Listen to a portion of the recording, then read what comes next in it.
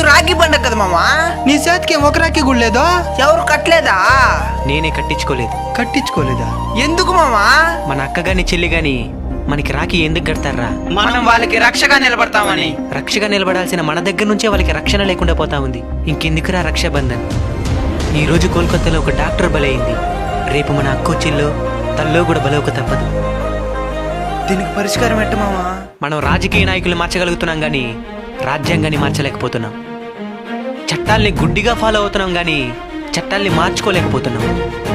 కన్న బిడ్డని రక్తపు మడుగులో చూసిన తల్లిదండ్రుల ఆవేదనని మాటల్లో చెప్పగలమా?